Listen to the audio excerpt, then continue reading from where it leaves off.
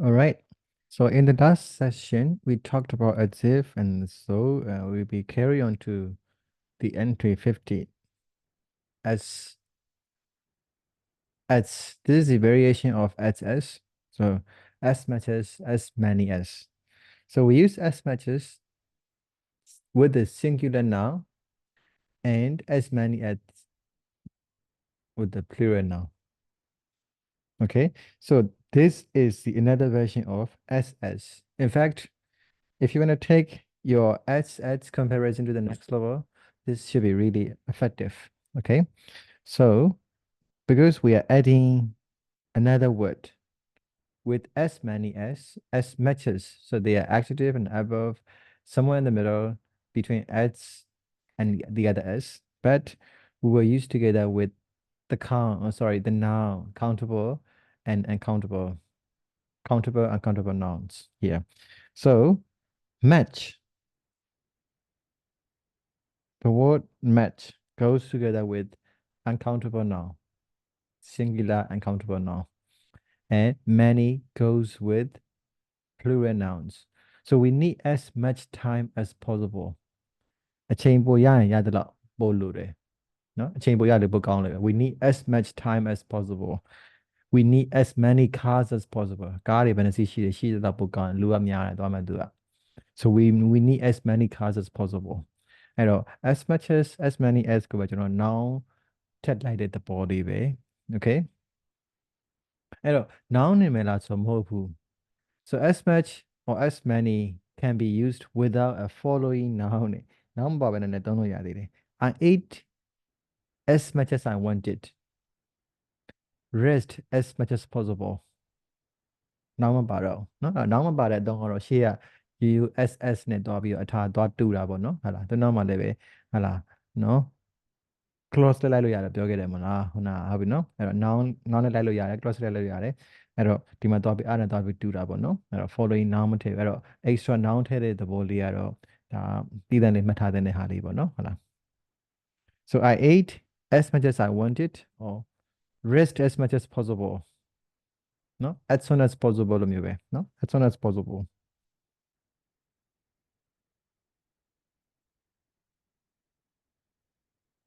နော် ASAP ရဲ့သူအရှိလေးနော်ဟုတ်လား ASAP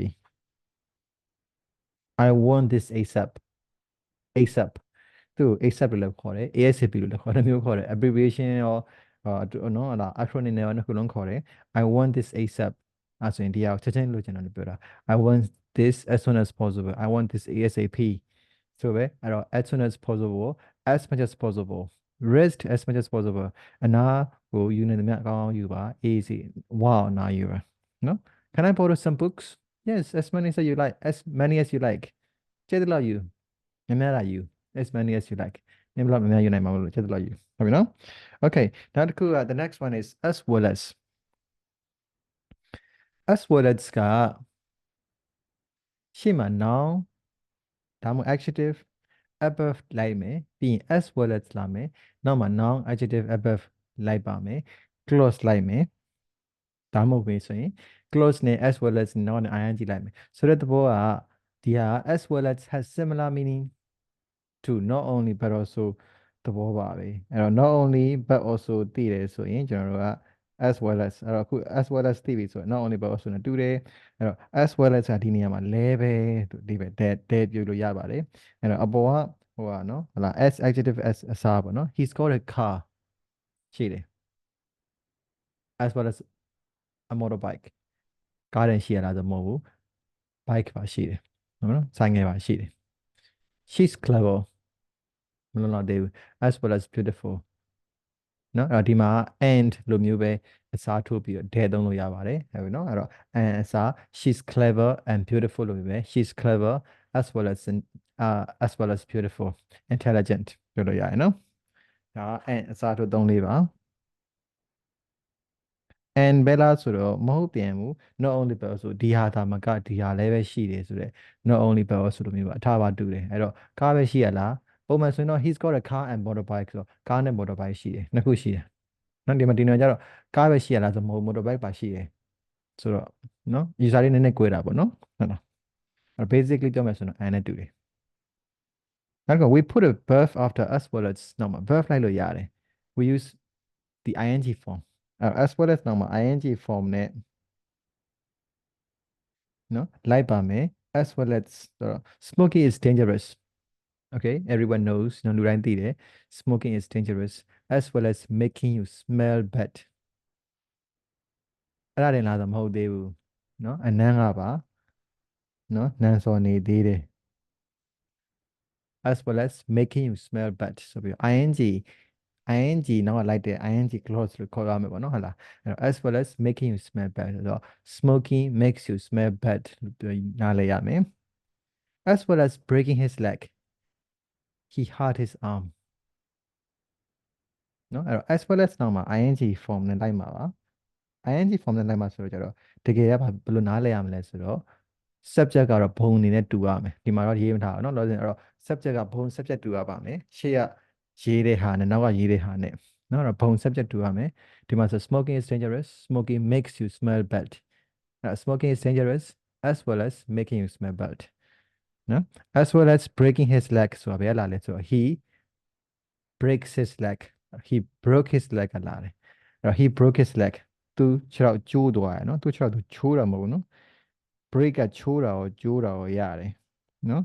အဲ့တော့ဒါဘယ်ကလာတယ်လဲဆိုတော့ he broke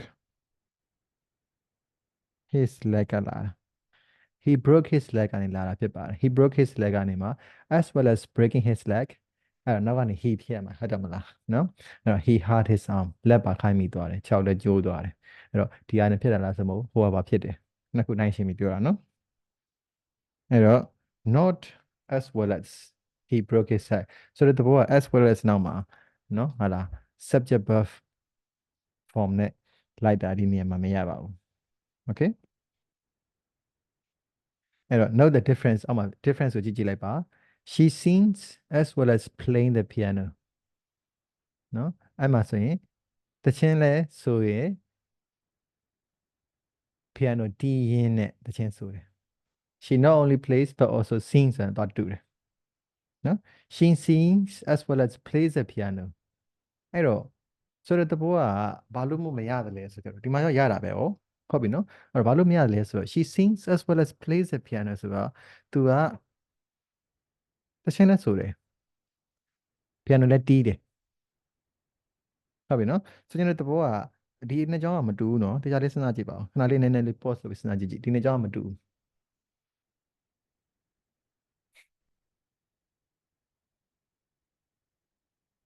okay ဆက်ကြည့်မယ်နော်အဲ့တော့ဒီနှစ်ကြောင်းကမတူဘာလို့မတူတယ်လဲဆိုကြတော့အောက်က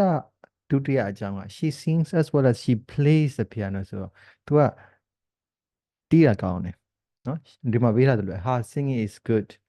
her singing is as good as her playing နဲ့ဒါလေးကိုမြင်အောင်ကြည့်လိုက် तू ကတခြင်းဆိုတာကောင်းတယ်အဲ့လိုမျိုးပဲ piano တီးရလည်းကောင်းတယ်တခြင်းဆိုတာတော်တယ် piano တီးရတော်တယ်နှစ်ခုလုံးမှာတော်တယ်နှစ်ခုလုံးမှာကောင်းတယ် she sings as well as she plays the piano ဒါပေမဲ့အပေါ်ကကျတော့မဟုတ်တော့ဘူး action မှာပါတာဖြစ်ပါတယ် she sings as well as playing the piano အဲ့တော့တခြင်းမဲ့ဆိုတာတော့မဟုတ်ဘူး piano ပါတီးတယ်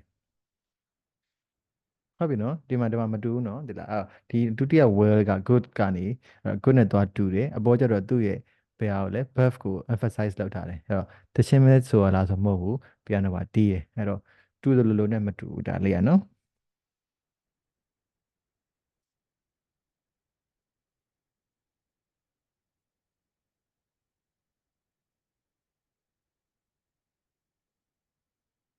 နော် okay အဲ့တော့ဒီဟာလေးဒါပဲတစ်ခုကျွန်တော်ဆိုဒါလေးထပ်ဖြတ်လိုက်မယ်နော်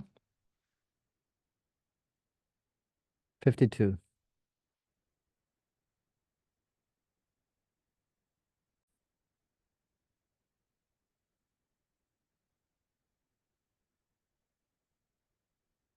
okay 52က as when and while ပါဒီနေ့မှာနည်းနည်းလေးအတန်တော်လေးတစ်ချက်ပြောပါမယ်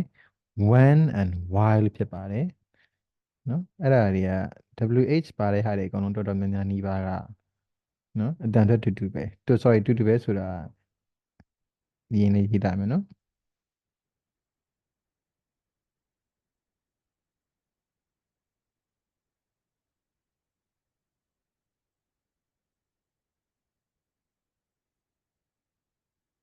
အဲ့တော့ဒီအောက်က WHO ကလွဲလို့အပေါ်ဟာတွေအကုန်လုံး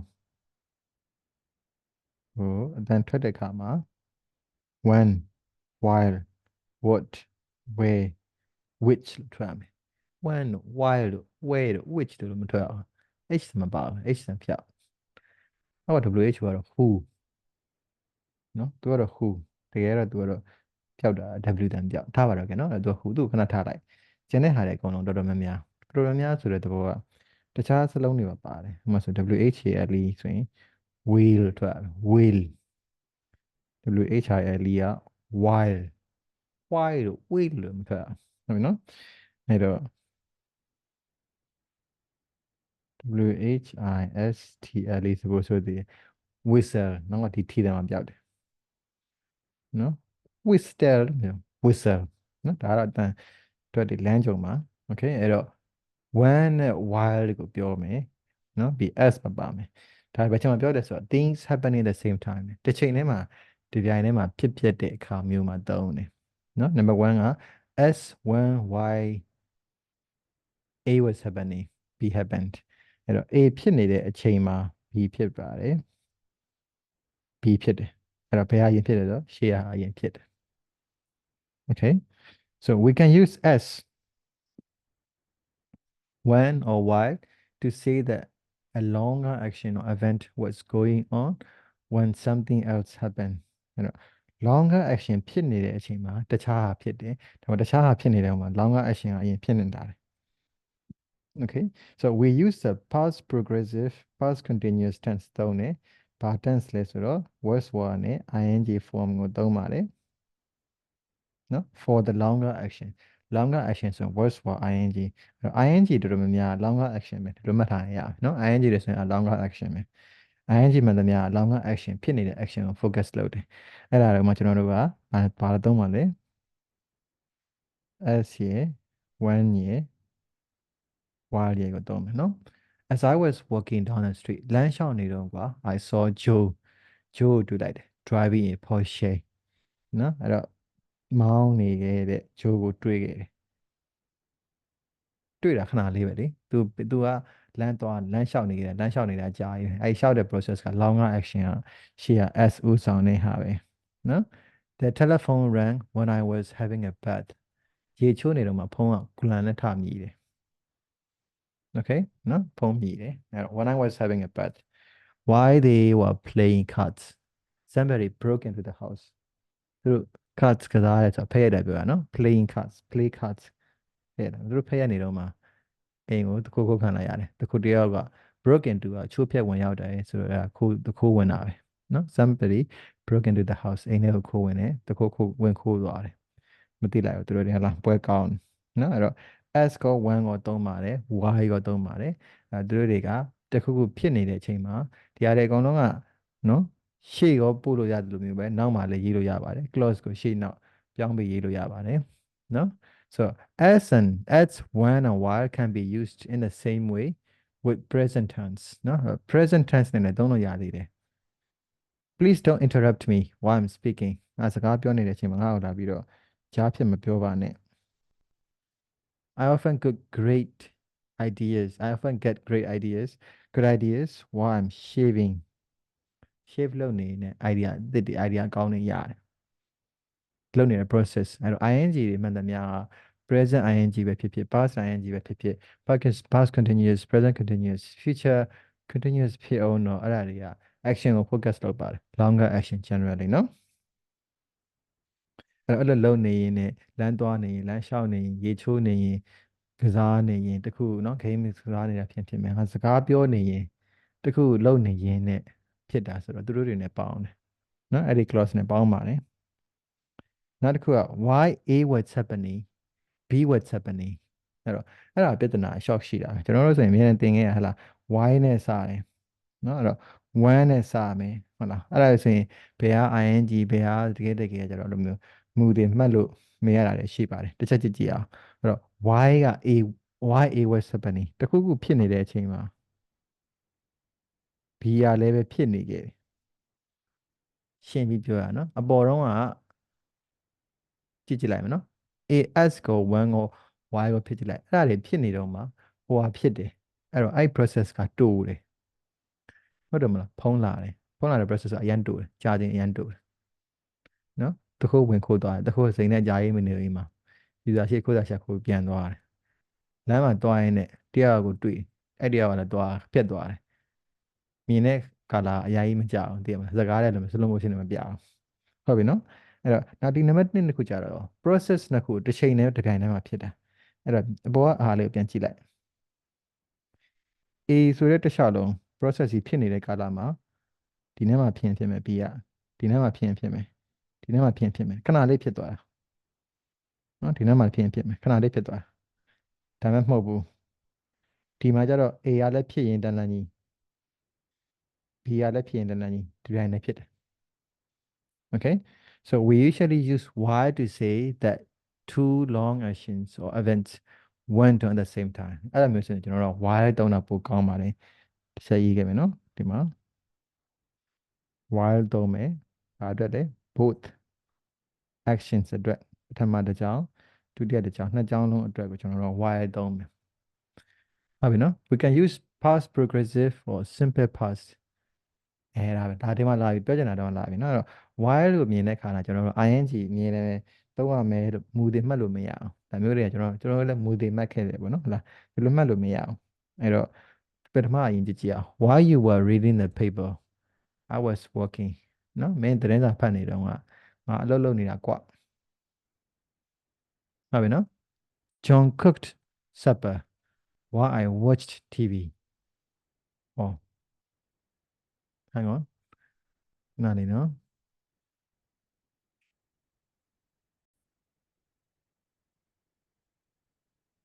okay အဲ့တော့ action တစ်ခုလုံးကဒီတိုင်းနဲ့ဖြစ်ပါတာနော်ဖတ်နေရင်လည်းဖြစ်နေတယ်တစ်ခုလုံးနဲ့တစ်ခုဖြစ်နေတယ် while you were reading the paper the paper လို့ပြောရနော် the paper ဆိုတော့ the newspaper ပြောတာတူတူပဲအဲ့တော့ while you were reading the paper I was working John cooked supper while I watched TV ဟုတ်ပြီနော် present နဲ့ရေးမယ်ဆိုရင်လည်းရသေးတယ်ဗျ after supper I worship while Mary puts the children to bed ဟုတ်ပြီနော်အဲ့တော့ past action တွေမှာ present နဲ့လည်းရေးလို့ရသေးတယ်ဟုတ်ပြီနော်ဒါမှမဟုတ်ဒါသူ့ရဲ့ habit သူ့ရဲ့အလေးချင်းကိုပြောတာလည်းဖြစ်နိုင်သေးတယ်နော်အဲ့တော့ကျွန်တော်လောလောဆယ်ဒါသူ့ရဲ့အလေးထားသူတို့ရဲ့နော် one of the activities လို့လောလောဆယ် use လိုက်မယ်ပေါ့နော်ဟုတ်လားတကယ်တည်းမှာ past အကြောင်းအရာတွေပြောတဲ့ခါမှာ sorry ဟုတ်တယ် past တွေပြောတဲ့ခါမှာ present ကိုသုံးတဲ့အခြေအနေတွေရှိပါသေးတယ်အဲ့ဒါလောလောဆယ် confusion တွေမပေါ်အောင်တော့ထည့်မပြောတော့ဘူးနော်ဟုတ်ပြီနော်အဲ့ဒါကတော့တော်တော်လေး advanced စံပါတယ်ဒီကတော့ဒါသူတို့ကပုံမှန်လိုရိုးလို့စင်နော်အဲ့တော့ Mary ရဲ့ကလေးတွေကိုတိတ်နေတော့ put children to bed ကလေးတိတ်တာကိုပြောတာအဲ့ဒါကလေးတွေကိုတိတ်တာကိုပြောတာဟုတ်ပြီနော် put someone put children to bed put a child to bed နော်အဲ့ဒါဆိုရင်ကလေးတိတ်တာကိုပြောတာနော်ဒီအိပ်ပြောအောင်တိတ်တယ် so အဲ့တော့အဲ့လိုမှာ I worship နော်ဟုတ်လားစေကြောတယ်ပေါ့နော်ဟုတ်လားအဲ့တော့ညသာတာပြီးတော့ okay အဲ့တော့ဒါသူတို့ရဲ့ activity တစ်ခုကိုပြောနေတဲ့နေ့စဉ် activity တစ်ခုကိုပြောတာပဲဖြစ်တယ်လို့ပဲယူဆမယ်ဆိုကျွန်တော်သဘောက why က present နဲ့လည်းရတယ် past နဲ့လည်းရတယ် ing နဲ့လည်းရပါတယ်နော် why မြင်တာနဲ့ပါရတယ် present ရတယ်နော် past ရတယ် ing နော် b plus ing form လည်းရပါတယ်အဲ့တော့ဒီလိုမှတ်ထားပါမယ် okay နောက်တစ်ခုက A မှာလာပြန်ပြီ sorry S က S A happened B happened A ဖြစ်နေတယ်မှာ B ဖြစ်တယ် B happened as it happened ဆိုပြီးရှင်းတာတောင်းပြီးရေးလို့ရသေးတယ်ကော်မာလေးတွေ check ယူဆိုင်ပါ okay အဲ့တော့ဖြစ်နေတဲ့တစ်လျှောက်လုံးမှာဒီ point လေးမှာလာပြီးစုံပြီးတော့အတူတူဖြစ်ကြတာ okay so we can ဒါလေးနည်းနည်းလေးနော်အဲ့တော့ point တစ်ခုမှာလာပြီးတော့စုံရင်းနဲ့ဖြစ်ပါတယ်နော် as we can use as to say that two short actions or events happen at the same time ဟောဟုတ်လားနော်ဒီပြိုင်တည်းမှာဖြစ်တာဖြစ်ပါတယ် as I opened my eyes I heard a strange voice မျက်လုံးဖွင့်ခြင်းမှာပဲထူးဆန်းတဲ့အသံတစ်ခုကြားလိုက်တယ် the doorbell rang just as I picked up the phone ဖုန်းလေးကောက်ကင်တော့ရှိသေးတယ်နော်အဲ့တော့လူခေါ်တော့မိသွားတယ်တကားမှာလူတယောက်ရောက်နေလာတယ်ပေါ့နော်ဟုတ်လားအဲ့တော့ action ဒီပြိုင်တည်းဖြစ်တဲ့ action မှာ past နဲ့ past simple နဲ့ရေးလို့ရပါတယ် okay ရမလား အဲ့တော့ခြုံပြောမယ်ဆိုရင်တော့ as ကိုဟာလား when ကို while ကိုက action တွေကို compare လုပ်ပြီးပြောတဲ့အခါမှာသုံးပါတယ်ဒါလေးတွေကောင်းတာဒီ sentence တွေယူလို့စာအုပ်ထဲမှာချရေးပြီးတော့ကိုယ်ပိုင် sentence တွေ create လုပ်တာဖြစ်ရင်ဖြစ်မဖြစ်ရင် dictionary ထဲမှာတွားပြီးတော့သုံးတဲ့ sample sentence တွေကိုကြည့်ပြီးတော့ပြောတာပဲဖြစ်ဖြစ်ဒီလိုမျိုးတွေကအကောင်းဆုံးကတော့ confusion မဖြစ်အောင်လို့ကျွန်တော်တို့ကဟာလားနော်အဲ့တော့ memorize လုပ်ရင်လည်းအကျိုးရှိပါတယ်အလွတ်ကျက်တာမျိုးလည်းလုပ်သင့်ပါတယ်ဟာလားဒါမှမဟုတ်ရင်ကိုယ့်အနေကိုနေ့စဉ်နဲ့အမျှဘယ်လိုအချိန်တွေမှာဘာဖြစ်တယ်ဆိုကိုသုံးမဲ့ action နဲ့ကိုက်ညီမှုရှိတာမျိုးပြောတာမျိုးရေးကျင့်တာမျိုးလုပ်မယ်ဆိုရင်ပို့ပြီးတော့မှတ်မိဖို့ chance ပိုများပါတယ် alright okay that's all about as and when and why ပါသူတို့တွေကို action တွေကိုဒီပြိုင်နဲ့ဖြစ်တဲ့အချိန်တွေမှာကျွန်တော်တို့ယူပြီးသုံးပါတယ် that's all about this one okay thank you